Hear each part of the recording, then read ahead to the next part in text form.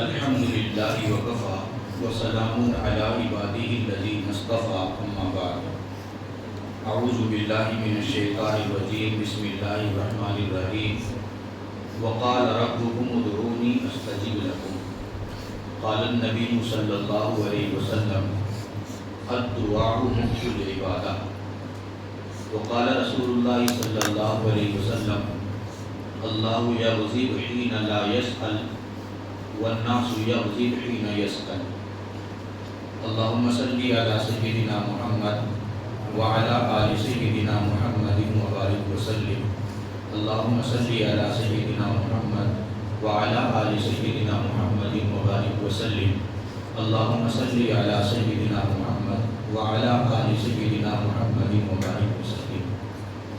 قرآن کریم میں اللہ پاک نے فرمایا وقال ربکم، تمہارے رب نے کہہ دیا ادعونی، مجھ سے دعا مانگو، استجب لکم، میں تمہاری دعا قبول کروں گا۔ اللہ سچے، اللہ کا قرآن سچا، اللہ کے نبی سچے اور قرآن لانے والے فرشتے سچے۔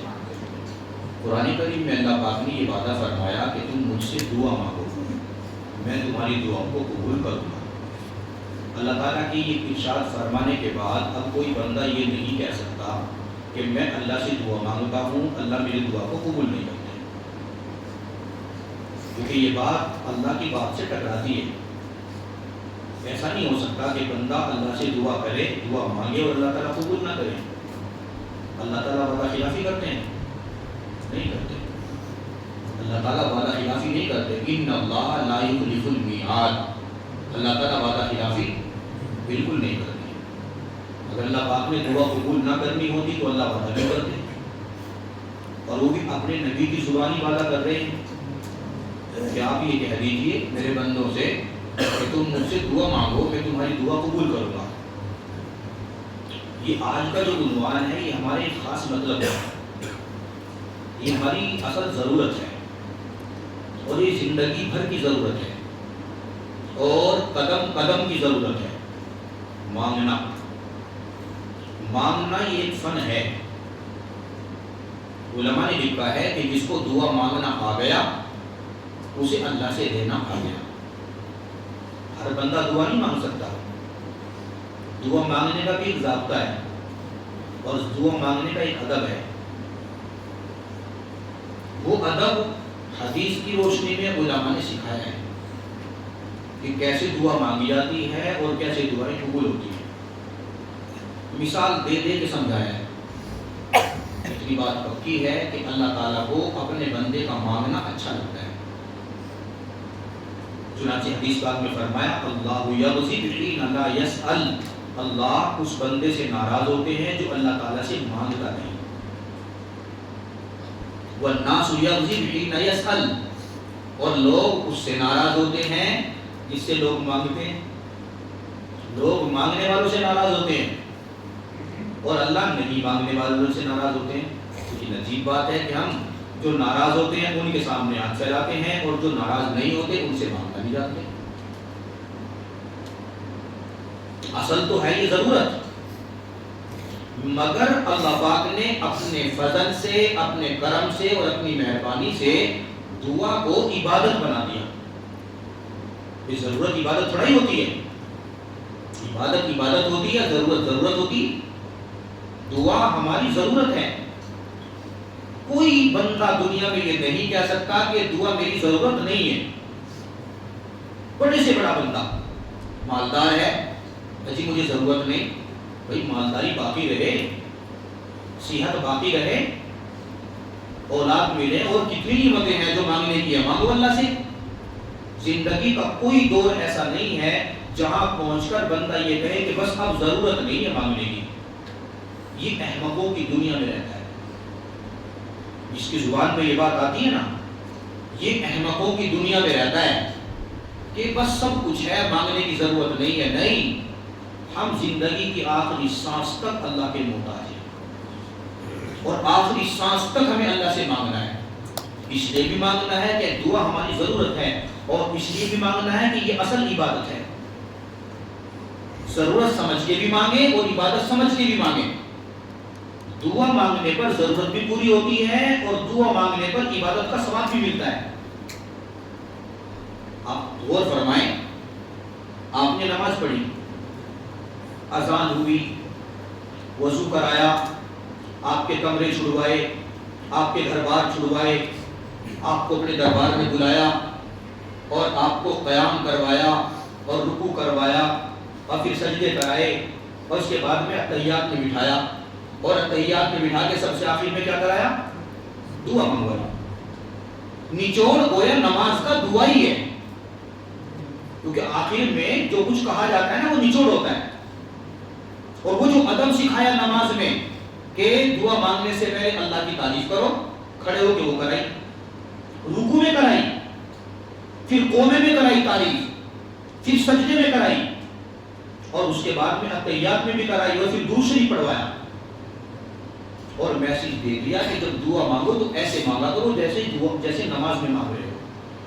پہلے تعریف کرو اللہ کی, پھر رسول اللہ صلی اللہ علیہ وسلم پر درود شریف بھیجو, اس کے بعد میں دعا مانگو. تم دعا مانگو, ہم قبول کریں گے.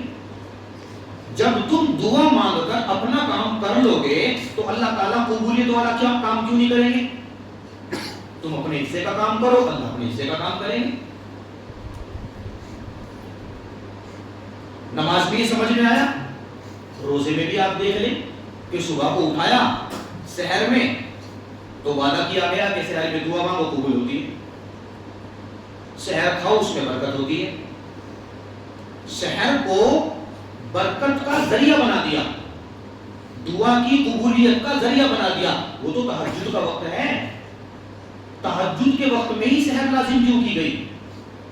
بھائی نیند کا وقت ہے, رات میں دیر تک سوتے ہیں, اللہ کہہ دیتے کہ تراویح کے بعد میں کھا کے سو جانا, اسی میں سحری کا ثواب مل جائے گا. نا, قبولیت کی گھڑی میں اٹھو. اصل سحری نہیں کھلوانی, اصل اس ٹائم پہ تمہیں اٹھا کے تم سے دعا منگوانی ہے. چنانچہ بندہ سحری میں اٹھتا ہے تو دعا مانگتا ہے, اس کے بعد میں دن بھر روزہ رکھا ہے, بھوکا اور پیاسا ہے, اور شام تک اس کا حلق سوکھ گیا, اس کے ہونٹ سوکھ گئے, پپڑیاں آ گئی, پیاس اور بھوک کی شدت ہے, اور سامنے قسم قسم کے مشروب اور کھانے رکھے ہیں, مگر ہاتھ ہے کہ کسی نے باندھ رکھے ہیں, نہیں کھا سکتا. اعلان ہوتا ہے تو آپ کھاتے ہیں. اس سے پہلے حکم دیا کھانے سے تھوڑا سا پہلے 2 منٹ 1 منٹ پہلے دعا مانگو. تم دعا مانگو گے, وہ قبولیت کی گھڑی ہے, تمہاری ایک دعا ایک روزے کے بدلے ضرور قبول ہوگی. یہ وعدہ کیا گیا ہے, یہ 100% ہے. یہ کسی ولی نے نہیں بتایا, یہ کسی کتب اور ابدال نے نہیں بتایا, یہ ولیوں کے امام اور نبیوں کے امام اور رسولوں کے امام اور کائنات کے امام حضرت محمد الرسول اللہ صلی اللہ علیہ وسلم نے بتایا اور اہتمام کے ساتھ میں اس وقت میں دعا مانگ کے بھی دکھایا. بندہ قسم کھائے, خدا کی قسم دعا افطار کے وقت میں قبول ہوتی ہے, تو یہ جھوٹا نہیں ہے, سچ ہے. ہم نے تو مانگنا نہیں سیکھنا, تو روزہ کیوں رکھوایا؟ نچوڑ کیا ہے روزے کا؟ دعا منگوانی. بھوکا بندہ, ماں باپ بھی جب دیکھتے ہیں تو ترس آتا ہے کہ جلدی سے بچوں کو دے دو, ذرا بھوکے آئے ہیں اسکول سے, ہے نا, تو بھوکا رکھ کے آپ کو صبح سے لے کے شام تک, کہ شام کو پھر پروردگار کی رحمت کو جوش آ رہا ہے, ترس آ رہا ہے, دیکھو میرے بندے نے حل کر دی. بھوک اور پیٹ اس کے پیچھے ہے, بھوک لگ رہی ہے, پیاس لگ رہی ہے, گرمی ہے, پیاس کی شدت ہے. کس نے اس کو روکا ہے؟ کس کی وجہ سے روکا ہے؟ یہ اپنے رب کی وجہ سے. اس نے رب کو راضی کرنا ہے. چلو میرے بندوں میں راضی ہو گیا, مانگو کیا مانگتے ہو. عجیب سما ہے, گویا روزہ رکھوا کہ اللہ تعالیٰ ملکوتی صفات ہمارے اندر پیدا کرتے ہیں. یہ نہ کھانا اور نہ پینا یہ فرشتوں کی صفت ہے. اللہ پاک نے ہمیں 12-14 گھنٹے روک دیا, تو وہ جو فرشتوں کی صفت ہے نا, نہ کھانا نہ پینا, فرشتوں کا نہ کھانا اور نہ پینا کوئی کمال نہیں ہے. ہمارا نہ کھانا اور نہ پینا یہ کمال ہے. اس کو اللہ نے روزہ کہا اور اس کا اللہ پاک نے ثواب دیا ہے. اور ثواب بھی کون سا؟ ثواب بھی کون سا؟ فرمایا کہ ہر عبادت کا بدلہ فرشتوں کے ذریعے دلوایا جائے گا. روزے کا بدلہ میری ذات خود ہے. روزے کے بدلے میں ملوں گا. اس پر دوسری نعمتیں نہیں ہیں روزے پر، یہ اللہ کی ذات ملے گی بدلے میں، اللہ کا دیدار ملے گا، اللہ سے ہم کلامی کا شرف حاصل ہوگا، یہ روزے کے بدلے میں ہوگا. آپ نے یہاں روزے رکھے، عرش حشر کے میدان میں عرش کے سائے میں اللہ تعالیٰ بڑا سا دسترخوان لگا کے وہاں پر ضیافت فرمائیں گے، وہاں پر افطار کرائیں گے، وہاں پر نعمتیں کھلائیں گے. یہ روزوں کا بدل ہوگا. خوش قسمت ہیں جو ایک ایک روزے کا اہتمام کر رہے ہیں. تو روزہ کیوں رکھوایا گیا؟ کہ دعا منگوانی. حج کیوں کروایا جاتا ہے؟ 3-4 لاکھ روپے لگا کے بلایا وہاں. علماء سے آپ پوچھیں کہ حج کا سب سے بڑا رکن کون سا ہے؟ عرفات کی حاضری. ہر عمل کا بدل ہے. کسی عمل میں کوتاہی ہو گئی، بھائی دم دے دو، قربانی دے دو، صدقہ دے دو. لیکن عرفات کی حاضری اس کا کوئی بدل نہیں. اگر وہاں نہیں گئے تو حج ہی نہیں ہوگا. بھائی عرفات کے میدان میں کیا ہے؟ کھلا میدان ہے، چھوٹے چھوٹے پہاڑ ہیں. اللہ پاک نے مسجد حرام سے نکال دیا جہاں ایک نماز پڑھنے کا ثواب 1 لاکھ نماز ملتا ہے. 8 ذی الحجہ کو کہا کہ چلو مینا جاؤ، پھر 9 ذی الحجہ کو کہا چلو عرفات جاؤ، وہاں تم حاجی لگواؤ، تمہیں ہم حاجی بنا دیں گے. چنانچہ بندہ عرفات کے میدان میں حاضر ہوتا ہے اور اللہ کے یہاں رجسٹر میں اس کو حاجی لکھ دیا جاتا ہے. اس سے پہلے اس نے طواف بھی کیا، اس نے صفا مروہ کی سعی بھی کی، اس نے احرام بھی باندھا، اس نے مطاف میں نمازیں بھی پڑھی، اس نے حتیم کعبہ کے اندر بھی نماز پڑھی، اس نے غلاف کعبہ کو پکڑ کر چمٹ چمٹ کے دعائیں بھی مانگی، مگر حاجی نہیں بنا. پھر اس کے بعد مینا گیا، مینا میں رات گزاری، 5 نمازیں پڑھی، لیکن حاجی نہیں بنا. پھر کہا 9 ذی الحجہ میں عرفات میں آؤ، اس میدان میں. وہاں کیا ہے؟ جی میدان ہے. ٹھیک ہے آگے. اللہ کیا کرے؟ ظہر کے وقت آ گئے ہو تو ظہر کے اول وقت میں ظہر کی نماز پڑھ لو اور پھر اس کے بعد میں فوراً عصر کی نماز پڑھ لو.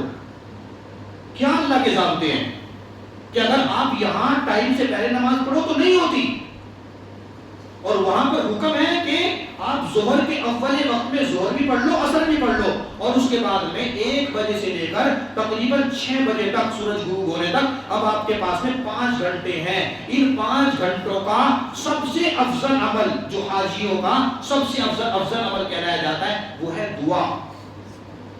اللہ فرماتے میرے بندو اب 5 گھنٹے تک مسلسل دعائیں مانگو. کھڑے ہو کے مانگو، بیٹھ کے مانگو، لیٹ جاؤ، سجدے میں پڑ جاؤ، جیسا چاہو مانگو. مانگو اور مانگ کے تھک جاؤ اور تھک کے پھر مانگو. اور خوشی کی بات یہ کہ نبی علیہ السلام نے جب حجۃ الوداع کے موقع پر عرفات کے میدان میں حاضری دی تو یہاں آپ نے دعا فرمائی، یا اللہ جو بندہ حج کرنے کے لیے یہاں آئے اور وہ حج کرے، اللہ ہر آنے والے حاجی کی مغفرت فرما دینا. اور نیز آگے فرمایا، اور یا اللہ حاجی جس کی مغفرت کا سوال کرے اللہ اس کی بھی مغفرت فرما دینا. اب کوئی حاجی وہاں جا کے دعا مانگتا ہے تو نبی اسلام کی دعا کی برکت سے اس کی مغفرت ہو گئی. وہ جس کی مغفرت کا سوال کرتا ہے نبی علیہ السلام کی دعا اور آمین کی برکت سے اس کی بھی مغفرت ہو گئی. اور حدیث پاک میں اللہ کے نبی نے فرمایا سب سے زیادہ ناراض اللہ تعالیٰ اس بندے سے ہوتا ہے جو یہاں آ کے دعا مانگے اور یہ سوچے پتہ نہیں قبول ہوئی کہ نہیں ہوئی. اللہ ناراض ہوتے ہیں. اللہ کہتے ہیں اگر میں نے تیری دعا قبول نہ کرنی ہوتی تجھے گھر سے کیوں نکالتا، گھر کیوں چھڑواتا، بیوی بچوں کیوں چھڑواتا، یہ احرام یہ چادر تو کیوں پہناتا، گرد آلود چہرہ تیرا، بال تیرے بکھرے ہوئے یہاں کیوں تجھے لے کے آتا. تیرا یہاں آنا، تیری یہ حاضری، تیرا گھر بار چھوڑنا، بینک بیلنس چھوڑ کے پیچھے آ جانا، خالی دامن، جیب بھی کوئی نہیں ہے، خالی ہاتھ، اس بات کی دلیل ہے کہ اللہ تعالیٰ نے تیری دعا قبول کی ہے. اللہ ناراض ہوتے ہیں. تو پورے حج کا لب لباب اور نچوڑ جو نکلتا ہے وہ دعا ہے. 5 گھنٹے دعا کرائی نہیں. انفرادی کرو، اجتماعی کرو، رو رو کے کرو، جو بھی دعا آتی ہے جس زبان میں آتی ہے اللہ سے مانگو دعا، اللہ تعالیٰ کو قبول فرماتے ہیں. تو عرض کرنے کا مقصد یہ ہے کہ نماز کیوں پڑھوائی گئی؟ دعا منگوانی ہے. روزہ کیوں رکھوایا گیا؟ دعا منگوانی ہے. حج کیوں کروایا جا رہا ہے؟ دعا منگوانی ہے. یا اللہ، یعنی اس کا مطلب دعا اللہ کو پسند ہے. پھر یہ بندہ کہتا ہے کہ جی مجھے تو کچھ ضرورت نہیں ہے، بس میں نے تو دعا مانگنا چھوڑ دیا. وہ بدبخت کیوں چھوڑ دیا؟ محتاج نہیں ہے اللہ کا. ہر سانس ہم اللہ کے محتاج ہیں. ہر سانس. جب سانس اندر جاتا ہے تو محتاج ہے کہ یہ باہر آئے. جب یہ باہر آتا ہے تو پھر محتاج ہے یہ اندر جائے. نعمتیں سامنے رکھی ہیں، ان کو کھا رہے ہیں. ہم محتاج ہیں کہ یہ کھانا ٹھیک ٹھیک اندر جائے اور اندر جا کے فساد نہ مچائے، ٹھیک ٹھیک نکل جائے، قبض ہو جائے، بند لگ جائے، نہ پاخانہ آئے نہ پیشاب آئے، بندہ ٹکڑی کے ناچ ناچتا ہے. تو بندہ کھائے تب بھی محتاج ہے، ہضم کے لیے محتاج ہے نا. نعمتیں نہیں ہیں جب بھی محتاج، اور نعمتیں ہیں پھر بھی محتاج ہے ان کو استعمال کرنے کے لیے. چنانچہ اللہ تعالیٰ سے دعا اہتمام کے ساتھ مانگنی چاہیے. دعا عمومی بھی ہوتی ہے جیسے ہم مانگتے ہیں، اور دعا خصوصی بھی ہوتی ہے. خصوصی دعا آپ نے کوئی خاص چیز اللہ سے مانگنی ہے تو اس کا طریقہ یہ فرمایا کہ آپ وضو کریں اور اچھی طرح وضو کریں. اس کے بعد 2 رکعت نماز پڑھیں صلاۃ الحاجت. حاجت مانے ضرورت. اس ضرورت کو پیش کرنے کی 2 رکعت نماز، اور اس کے بعد ہاتھ اٹھا کے دعا مانگیں اللہ سے. پہلے تعریف کریں اللہ کی، عربی زبان میں کر لیں، سورہ فاتحہ یہ پوری تعریف ہے. پھر درود شریف پڑھ لیں، اردو زبان میں کریں، اللہ تعالیٰ کی نعمتوں کا اقرار کریں جو اللہ پاک نے دی ہیں، اللہ کی تعریف کریں، اس کے بعد درود شریف پڑھیں. پھر وہ حاجت اللہ کے سامنے رکھیں. حدیث پاک میں فرمایا اگر تمہارے جوتے کا تسمہ بھی ٹوٹ جائے وہ بھی اللہ سے مانگو. تمہیں لاکھوں کی ضرورت ہے اللہ سے مانگو. کسی نے کہا ٹوٹے رشتے وہ جوڑ دیتا ہے. ٹوٹے رشتے وہ جوڑ دیتا ہے، بات رب پہ جو چھوڑ دیتا ہے اس کے لطف و کرم کا کیا کہنا. 1000 مانگو کروڑ دیتا ہے. 1000 مانگو. کوئی بندہ دعا مانگ رہا ہے کہ یا اللہ مجھے بس 1 لاکھ کی ضرورت ہے، اللہ آپ غیب سے مدد فرما دیجئے. کوئی برابر میں بیٹھا ہو اس کو کوڑی مار کے کہتا ہوں اتنے سارے مانگ رہے ہیں، تو وہ کہتا ہے کہ تجھ سے نہیں مانگ رہا اس سے مانگ رہا. تم کیوں ڈر رہے؟ تو جس رب سے مانگنا ہے اس کے خزانے بڑے ہیں. وہ ساری کائنات کو کھلاتا اور پلاتا اور ضرورتیں پوری کر رہا ہے، اور اس کے خزانے میں اتنا بھی کم نہیں ہوتا کہ دریا کے اندر انگلی ڈالو انگلی میں پانی لگتا ہے، دریا میں تو پھر بھی پانی کم ہو جاتا ہے. اللہ کے خزانے میں اتنی بھی کمی نہیں آتی ہے، کم ہونے کا بھی ڈر نہیں ہے. ہم کیوں ڈرتے ہیں اللہ سے مانگتے ہوئے؟ ہم اللہ سے مانگیں، اپنی حاجتیں اللہ کے سامنے رکھیں. اب غور سے سنیں. ایک ہے دعا پڑھنا، ایک ہے دعا مانگنا. پڑھنے میں اور مانگنے میں زمین آسمان کا فرق ہوتا ہے. وہ فرق آپ بھی سمجھ سکتے ہیں. رٹی ہوئی دعا آپ پڑھ کے جا رہے ہیں، وہ پڑھنا ہوا.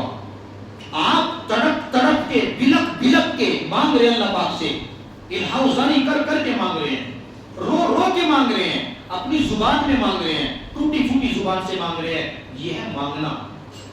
پڑھنے کے مقابلے مانگنے والی دعا زیادہ قبول ہوتی ہے. ایک ہے دعا کرنا، ایک ہے دعا لینا، ایک ہے دعا کروانا.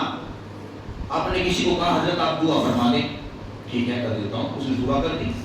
آپ نے والد صاحب کو کہا ابا جی آپ دعا کر دینا، والد صاحب نے دعا کر دی. یہ ہے دعا کروانا. ایک ہے دعا لی آپ نے، آپ حضرت کی خدمت کر رہے ہیں، ان کے کام کر رہے ہیں، آپ والد صاحب کی خدمت کر رہے ہیں، ان کے آپ کام کر رہے ہیں، ان کی ضرورتیں آپ منہ سے بولنے سے پہلے پوری کر رہے ہیں، ان کے دل سے دعائیں نکل رہی ہیں. یہ ہے دعا لینا. یہ دعا جلدی قبول ہوتی ہے.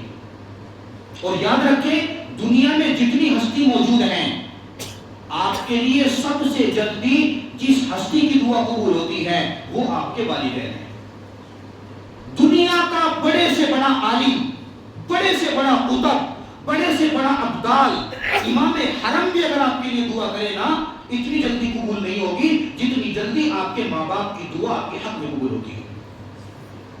ان کی دعا لیا کریں، ان کی دعا لیا کریں، ان کے قدموں کو چوما کریں، ان کے سر کو بوسہ دیا کریں، ان کی خدمت کیا کریں، ان کی ضرورت کو جاننا اور ان کی زبان کھولنے سے پہلے ضرورت کو پورا کیا کریں. سنایا کریں ابا جانی آپ کے لیے تحفہ ہے، امی جانی آپ کے لیے ہے، یہ تحفہ ہے. آپ کا جو جیب خرچ ہے اس میں سے بچائیں تھوڑے تھوڑے پیسے اور امی جان کے لیے لے کے جایا کریں، ابا کے لیے لے کے جایا کریں، ان سے محبت کا برملا اظہار کیا کریں. محبت اظہار چاہتی ہے، حرام محبتوں کو گاتے پھرتے ہو، چیخ چیخ کر بتاتے ہو. اور جو محبت عبادت ہے، ماں کی محبت اور باپ کی محبت، باپ کے کام ساری زندگی بچوں کو پال پال کے ترس جاتے ہیں. کبھی یہ بیٹا اپنے باپ کو نہیں کہتا کہ ابا جان مجھے آپ سے پیار ہے، امی جان آپ کو مجھ سے پیار ہے. محبت کا تقاضا تو ہے نا. تو کبھی ابا جان کے پاس میں بیٹھ کے ان کے ہاتھ کو پکڑے، اسے چومے میں ابا آپ کو مجھ سے پیار ہے. یہ آپ کی جو ہاتھ، یہ حال جو بنا ہے نا، یہ ہمیں پالنے میں بنا ہے. یہ جو آپ کے پاؤں کمزور ہوئے ہیں نا، بھی لرزتے ہیں اور ان میں درد ہوتا ہے، یہ ہمارے لیے کمانے کی وجہ سے ہوا ہے. یہ بینائی جو آپ کی کمزور ہوئی ہے نا، یہ ہمیں پال پال کے ہوئی ہے. یہ جو آپ کے سر اور داڑھی کے بال سفید ہے نا، یہ ہمارے پیچھے جو آپ نے مشقت اٹھائی ہے، اس مشقت کی وجہ سے سفید ہوئے ہیں. آپ نے اپنی جوانی گویا ہمارے اوپر پھر قربان کر دی ہے. قربان ہو جائیں اپنے والدین کے بڑھاپے پر اور ان کی زندگی پر. والدین کی دعا لیا کریں. آپ کی کامیابی والدین کی دعا پر ٹکی ہوئی ہے. والدین کو نہ ستائیں، تکلیف نہ دیں. تو دعا لینے سے جلدی قبول ہوتی ہے، کروانے سے گارنٹی نہیں ہے، مگر لینے سے قبول ہوتی ہے. اسی طرح دعا پڑھنے سے ضرور نہیں قبول ہوتی ہے، لیکن دعا جب آپ کریں گے، مانگیں گے اللہ پاک سے لجاجت کے ساتھ، تو قبول ہوتی ہے. مسجد نبوی میں نبی اسلام تشریف فرما ہے، صحابہ کرام بیٹھے ہیں، پیچھے کونے میں ایک صحابی دعا مانگ رہے ہیں. اللہم انی اسألک انت اللہ، اللہم انی اسألک انت اللہ، لا الہ الا انت، انت الاحد الصمد، لم یلد ولم یولد ولم یکن لہ کفوا احد. وہ کہتا ہے اے اللہ، میں آپ سے سوال کرتا ہوں، میں آپ سے مانگتا ہوں، اس لیے مانگتا ہوں کہ آپ میرے اللہ ہیں. کتنا پیارا جملہ ہے.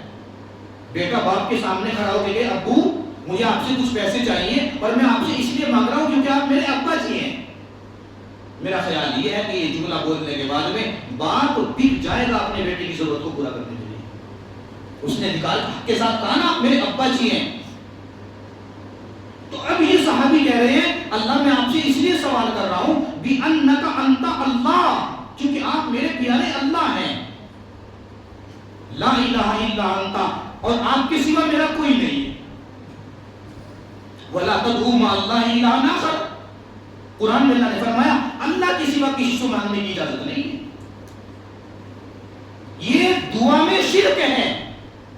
اگر آپ نے اللہ کے علاوہ کسی اور سے مانگا، اللہ ناراض ہو جاتے ہیں. جب میں ہوں تو مجھ سے مانگو.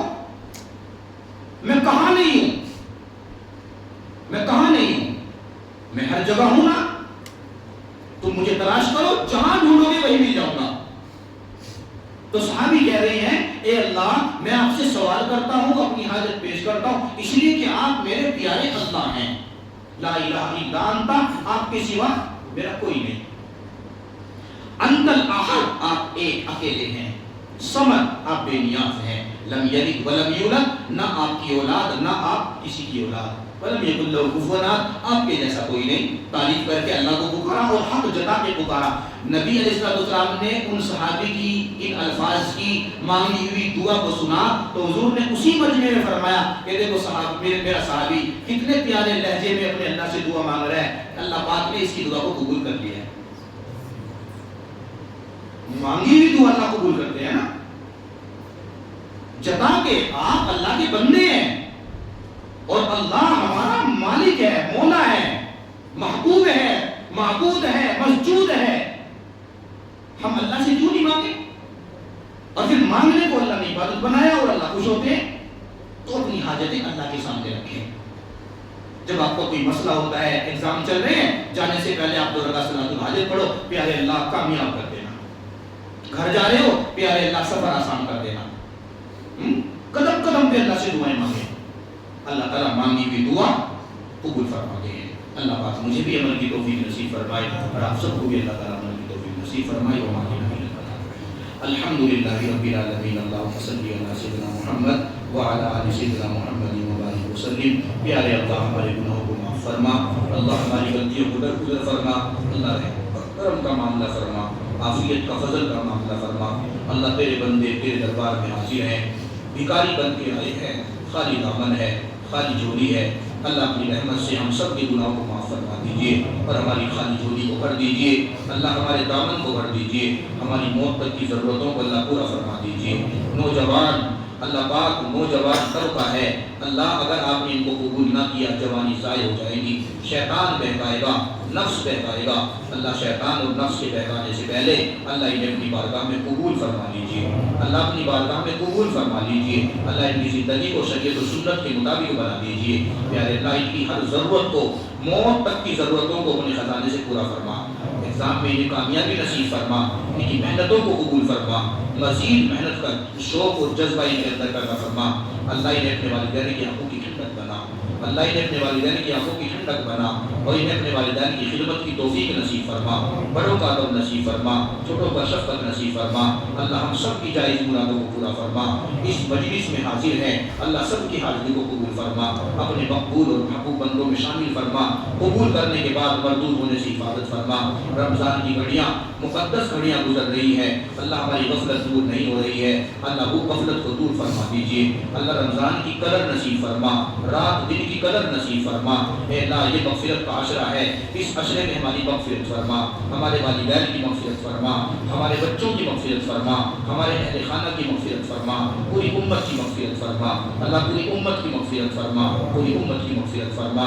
پیارے اللہ جو بقیہ دن گزرے ہیں، بچے ہیں اور جو باقی ایام اور راتیں باقی ہیں، اللہ پاک ان دنوں اور راتوں کی قدر نصیب فرما، اللہ اہتمام نصیب فرما، ان کا حق ادا کرنے کی توفیق نصیب فرما۔ ہماری دعاؤں کو ہمارے آقا حضرت محمد کریم صلی اللہ علیہ وسلم کے وسیلے سے قبول فرما۔